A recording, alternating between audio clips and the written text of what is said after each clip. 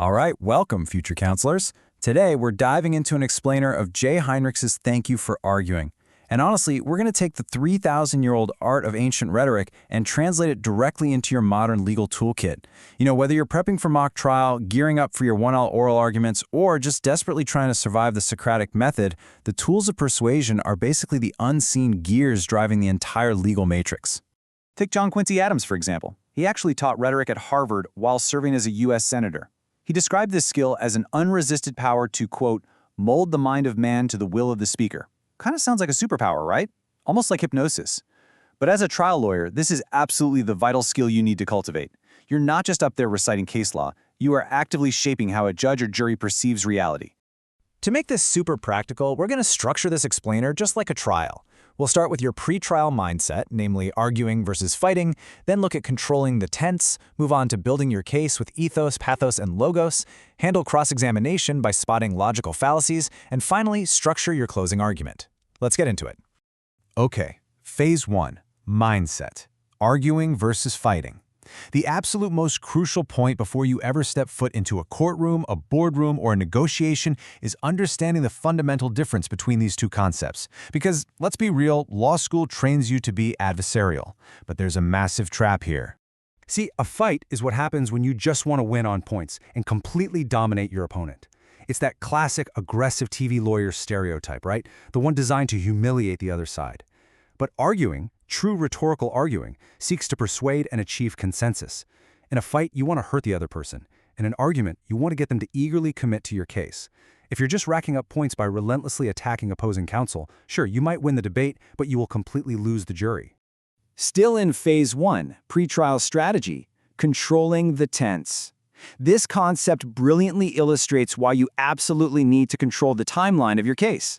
Aristotle figured out that all issues basically boil down to just three things: blame, values, and choice. And he divided these into three distinct tenses. If your argument is spinning out of control, actually, wait, scratch that. If you're losing the room, it's almost certainly because you're in the wrong tense.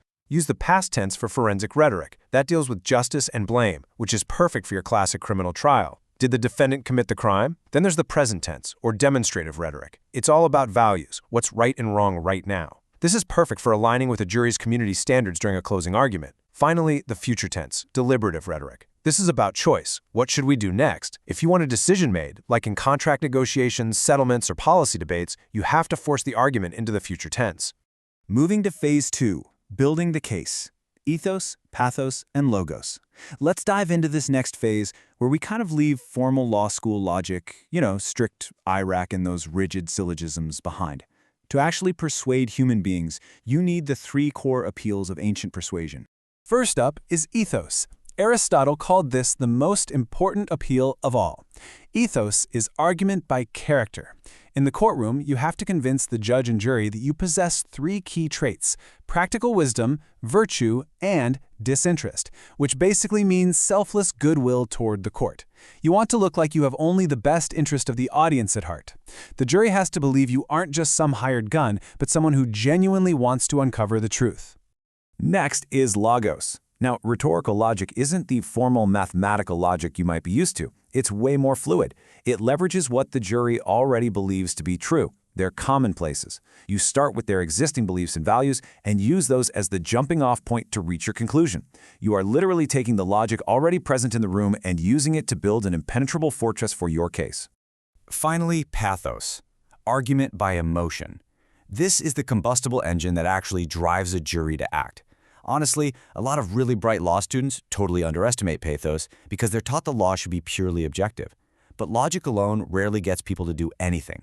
Pathos uses storytelling and sympathy to align with the audience's mood. You don't necessarily have to mirror their emotion, but you absolutely must show them that you care. To see pathos in action at the highest legal level, just look at Daniel Webster. He was arguing before the Supreme Court to stop New Hampshire from taking over Dartmouth College.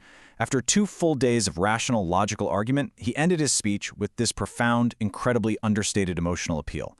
No screaming, no crying, he just said, "It is, sir, as I have said, a small college. And yet, there are those who love her." His voice cracked just a little bit. It was so powerful that Chief Justice John Marshall was famously brought to tears. And yeah, Webster won the case. Just remember, less is often more when it comes to courtroom emotion. Phase 3, cross-examination. spotting logical fallacies. This transitions us right into the defensive phase of our trial, protecting your case from opposing counsel's rhetorical fouls. In formal logic, there are strict rules, and if you break them, you're out. But in rhetoric, you can actually use fallacies if they help you persuade. But as a lawyer, you better be able to spot them when they're used against you. While philosophers have dozens of fancy Latin names for these, you can quickly spot courtroom fouls by filtering them into 3 core categories on the fly. First is bad proof. Think false comparisons or really bad examples.